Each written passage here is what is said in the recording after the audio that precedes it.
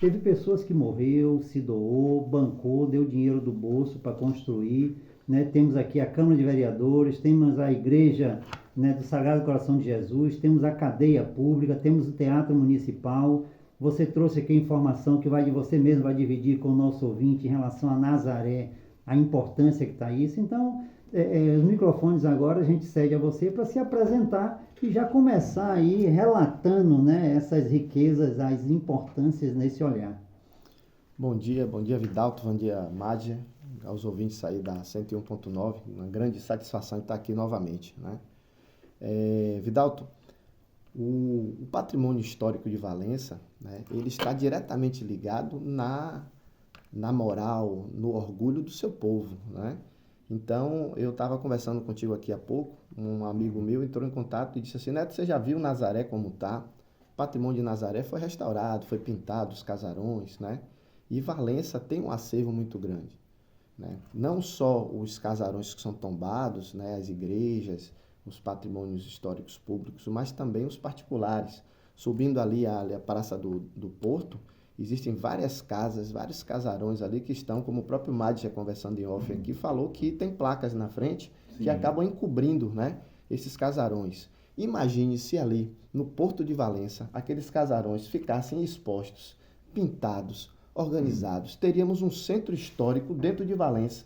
E isso mexe diretamente com a história da mentalidade do povo. O povo se orgulharia, né, de ter aquele é como no Pelourinho em Salvador, né? Então, se orgulharia do seu acervo histórico. E em Valença acontece justamente ao contrário, né? As pessoas, quando tem um casarão, eles pegam e parece que tapam a frente do casarão para, eu não sei se para esconder, ou se acha que é antigo, que é velho. Então, Valença poderia ganhar muito com o turismo histórico, né? Porque a nossa Valença é de 1560, quando foi fundada aqui, recebeu o capitão-mor, que é Sebastião de Pontes, né? Foi o fundador de Valença desde 1560. O Brasil foi descoberto em 1500. Então, nós somos da época do descobrimento do Brasil.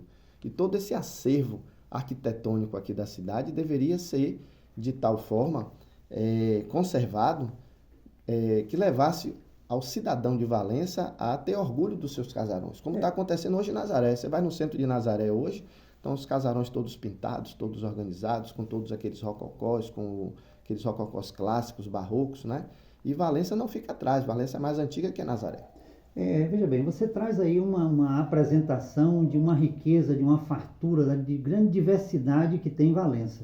Então, vamos pegar um ponto, né, e diluir esse ponto específico, o turismo. Sim. O turismo hoje, quando a gente fala do turismo, tem o turismo sol e praia, tem o turismo religioso, tem o turismo histórico, né? O arquitetônico, tem o gastronômico. Então, quando a gente olha para Valença na vertente turística, o turismo não é só o Guaibim, ele é muito mais abrangente. Recentemente, ali aquela família Fonseca pintou um daqueles casarões. Sim. Rapaz, aquilo já deu um efeito fantástico, né? Verdade. E está muito dentro disso que você está falando. E essas casas que nós valencianos não estamos dando atenção. Qual seria assim o despertar que você deixa para essa população?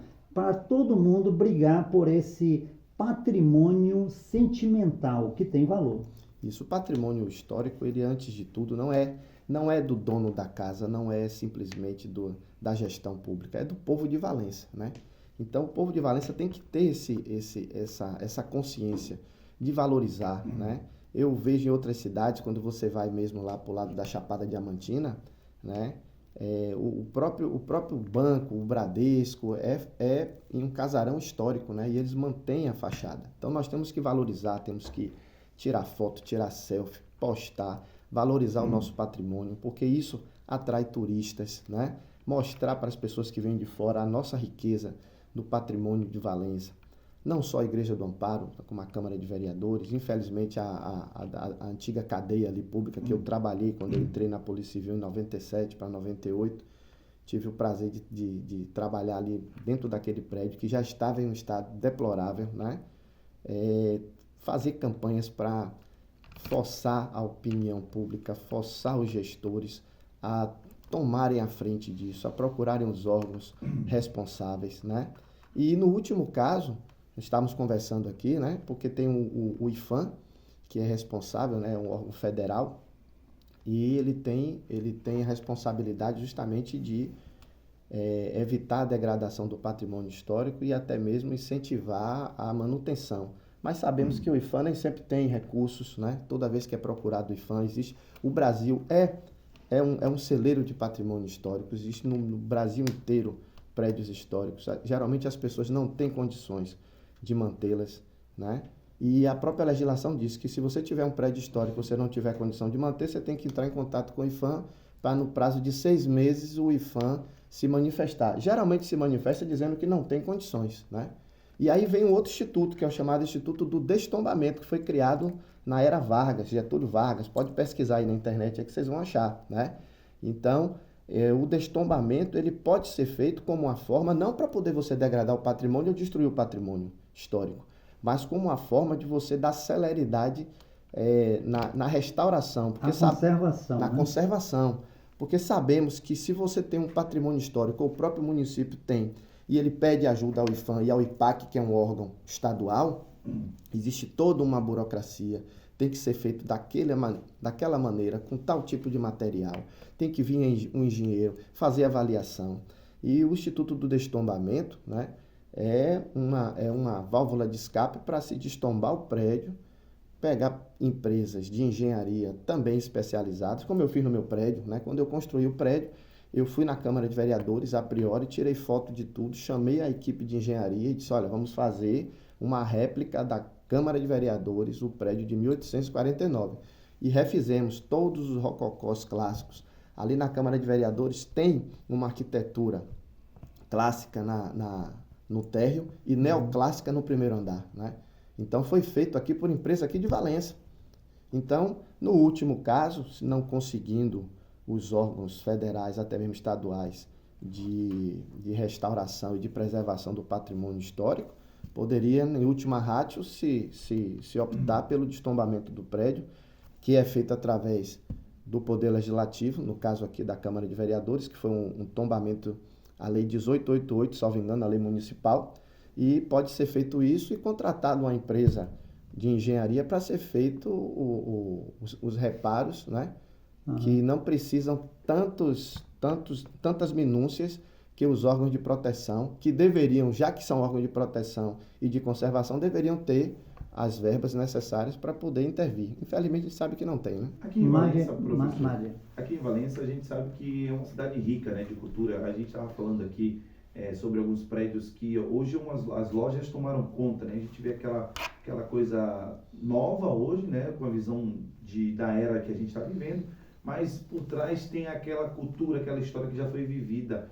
Eu queria saber do senhor, né, como um historiador, conhece dessa nossa cultura, qual foi a obra aqui, qual foi o patrimônio assim que mais lhe doeu, né, quando foi demolido, ou que você sente falta aqui na nossa cidade? Mas ótima pergunta, né? Porque o patrimônio histórico, mesmo não sendo tão antigo, a gota d'água para poder eu fazer o prédio da FAESB do jeito que é, né? Justamente quando demoliram ali aquelas casas da orla ali próximo à Câmara de Vereadores, né? Que tinham ali, era um conjunto de casas próximo a Aloysio Fonseca, que Aloysio Fonseca pintou o prédio, né? Sim. E tinha umas casinhas amarelinhas ali antigas e que não eram tão antigas quanto os prédios seculares que temos aqui em Valença. Mas para mim foi a gota d'água, porque quando a gente chegava de barco, vinha do Morro de São Paulo, da Gamboa, né, que você olhava aquele conjunto arquitetônico ali, a Câmara de Vereadores, a Aloysio Fonseca e as outras casas pequenas, parecia um pequeno presépio, né? E um dia de sábado para domingo, eu passei e vi aquelas casinhas no chão, né? Aí fui para a rede social, na época era só o Facebook, briguei, discuti com um bocado de gente lá e cheguei em casa assim, sem querer acreditar, porque a gente aprende no nosso curso de História, quando eu fiz História na UNEB, da gente valorizar o conhecimento das pessoas com mais experiências, pessoas mais velhas, né? A gente aprende a valorizar as edificações. Tudo que acontece na nossa vida são fatos históricos. Não são só os grandes fatos que a gente pensa, né? Tudo isso que está acontecendo hoje aqui, essa entrevista aqui é um fato histórico. Daqui a 1, 2, 3, 4, 5 anos, já se tornou fato histórico nesse momento aqui. E vai ser lembrado daqui a vários anos. Então, a gota d'água foi justamente aquele conjunto arquitetônico ali da orla ali em frente ali o Riúna. A gente tem muitos prédios antigos que são particulares, né? Tem um seu dono e talvez ele pega esse patrimônio, vende. Você acha que deveria ter uma parceria com o poder público para até mesmo evitar que essa história venha a morrer? Porque quando você tira uma casa que fez história na cidade, é um pedaço da sua história que está indo embora, né? Será que, na sua opinião, deveria ter uma parceria entre esse empresário ou esse dono com o poder público para manter essa história? Perfeito. O maior exemplo é Gramado, lá no Rio Grande do Sul, né? Hoje, para você construir qualquer edificação em Gramado, você tem que construir naquele modelo, ou modelo alemão ou modelo italiano, né? E isso diretamente o poder público, através da Câmara de Vereadores lá, determinou isso. Quando eu fiz o prédio da Faculdade FAESB lá no Novo Horizonte, eu fiquei ainda com aquela esperança, viu, Vidalto, de as outras pessoas ali do meu lado, né? Até conversei com algumas pessoas para a gente construir ali as casas modelo colonial. Porque imagine um bairro novo, o Novo Horizonte, tivesse 3, 4, 5 ruas coloniais. Ia virar cartão postal. O turista ia chegar aqui e dizer assim, ó, ia querer visitar. Vamos lá no bairro Novo Horizonte, porque lá tem uma rua imperial, uma rua colonial. Mas o pessoal não comprou a minha ideia, né? Eu queria ali que o pessoal... Eu vou até fazer um relato, né? O gerente regional do Sebrae chegou aqui, Vidalto, eu quero aqui... Eu estou com essa proposta, estava em execução, uma ação, e eu quero falar com alguém diferente. Ele disse, rapaz, eu vou te levar em um lugar. Eu tenho um amigo, tenho uma faculdade, eu vou te levar lá. Quando ele chegou lá na FAESB, ele ficou encantado pelo estilo da construção, o que foi feito e o pensamento que foi implementado ali. E o cara ficou encantado, convidou para você participar da palestra, foi lá, você deu uma apresentação. É justamente isso. Às vezes a gente tem que se posicionar também na sociedade para promover, para propiciar, para elevar aquilo que nós temos e que às vezes através de uma ação simples pode realmente transformar. E aquilo ali teve filmagem, teve reportagem, isso, que saiu estilo nacional até, verdade, e teve a oportunidade de projetar aquilo ali de uma forma fantástica, né? Nos comente um pouco sobre esse tipo de ação que toda a sociedade pode estar fazendo também em relação aos seus patrimônios.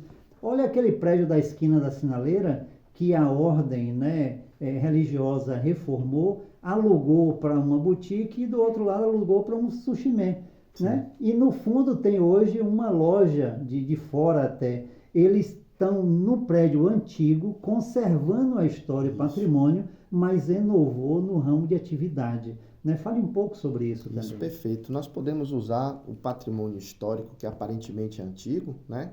E dar uma roupagem, né? Colocar blindex ali na frente, mas sem mexer na fachada, né? Uma coisa interessante, quando eu fiz o doutorado na Argentina, lá em Santa Fé tem um prédio muito parecido com a nossa recreativa, né? E lá o nome do prédio é 1980, é uma boate. Só que imagine a recreativa toda no blindex, aquelas áreas abertas no blindex, né? Toda restaurada e funciona lá durante o dia um restaurante e à noite uma boate. Eu achei interessantíssimo, Santa Fé, no interior da Argentina, né? Eu achei interessante e vi logo o nosso prédio da recreativa, né? Uhum. Então, o que acontece? O poder público, como o Madge falou, poderia incentivar, e, salvo engano, quando foi um prefeito de Salvador, não lembro quem, que incentivou a pintura das casas nos bairros periféricos, para poder dar uma nova cara nos bairros periféricos. A prefeitura de Salvador fez isso. Salvador, não é isso? Então, assim, poderia ser feito algo nesse sentido, né? Incentivar as pessoas que têm casas com fachadas antigas, né? Poder público ajudar na pintura, uma cor em cada... Você ia ver, Vidalto, que iria mudar o cenário de Valença, o rosto de Valença. Ia voltar a ser uma cidade feliz, né? Feliz, imperial, uma cidade colonial, que Valença é uma cidade imperial, né? Os grandes nomes do Império Brasileiro foram daqui, Zacarias de Góes, o próprio... como chama? Zacarias de Góes, Tito Livio, os grandes nomes da época do Império Brasileiro, era daqui de Valença. Teve uma certa vez que eu estava na sacada da Câmara de Vereadores. E quem estava ao meu lado foi nada mais nada menos do que o Dr. Mustafa. Sim. E aí Mustafa virou para mim, Vidalto, vem cá, vê uma coisa, olhe para aquilo ali. Se você tirar uma foto de frente na recreativa e dobrar a foto no meio, o mesmo sentido da construção que tem de um lado, tem do outro. Isso é um estilo de construção, acho que é da época da França, que tem. Isso. Aí ele também falou sobre o Teatro Municipal, que é uma réplica do mercado municipal que tem no Rio de Janeiro. Isso. Né? Olha, nos comente um pouquinho sobre isso, sobre essa riqueza que temos em Valença e pouca gente sabe. Uma outra coisa também, a nossa igreja matriz, ela é uma réplica da Igreja do Espírito Santo em Évora, em Portugal, né? A nossa Igreja do Amparo, ela é uma imitação da Igreja de Nosso Senhor do Bonfim, visto que Bernardino Sena Madureira, que era o comendador Madureira, a esposa dele era devota de Nosso Senhor do Bonfim. E a Igreja do Amparo era apenas uma capelinha, então ele construiu do próprio bolso as torres laterais e os corredores laterais para ficar parecido com a igreja do Nosso Senhor do Bonfim, para poder agradar a sua esposa, que era devota do Nosso Senhor do Bonfim. Então, várias construções aqui são inspirações e réplicas de construções na Europa, né? Construções na própria capital, e isso deve ser valorizado, essa história tem que ser valorizada, né? Contada para as pessoas. Tem que ser valorizada, internalizada e inserida no debate social do seu cotidiano, é importante isso.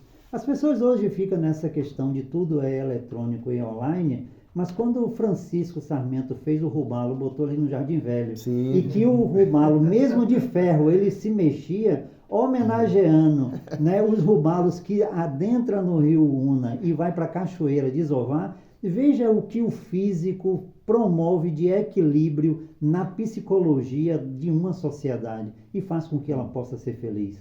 Né? Então as pessoas estão indo para o eletrônico e esquecendo que a nossa base é o físico, é o real, é o pegar, é o ver, é o sentir. Isso, perfeito. Né? Não é isso aí? Quer ver uma outra cara, Vidalto?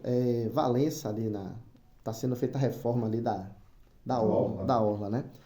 Não estou criticando, né? Estou apenas falando do contexto histórico. Por que não se fez, ao invés de colocar são eucaliptos hidratados, né? Por que não se refez toda a balaustrada antiga, como tem lá no Amparo, na orla de Valença?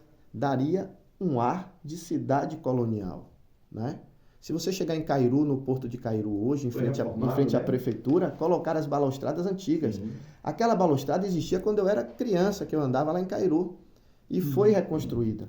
Quando eu era criança aqui em Valença também, já existia aquelas balaustradas. Uma grande oportunidade de colocar as balaustradas novas nesse novo modelo, ou seja, modelo antigo, só que mais rebuscada, né? Mais aplanada. Daria todo um contexto na orla de Valença como uma cidade colonial, né? O eucalipto hidratado é algo novo, é algo ecológico, né? Mas sabemos que a durabilidade é pequena. Com pouco tempo aquilo ali vai estar desgastado. E se por acaso amarrar algum barco, alguma coisa, é mesmo que vai arrancar, né?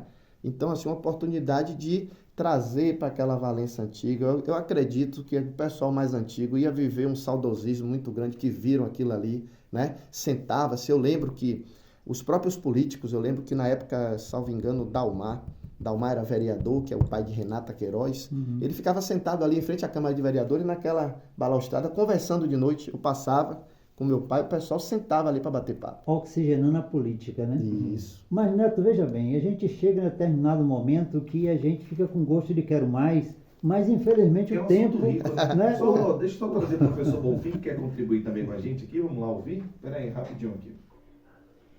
Bom dia, minha querida amiga Laís. Bom dia, família Rádio Valença FM.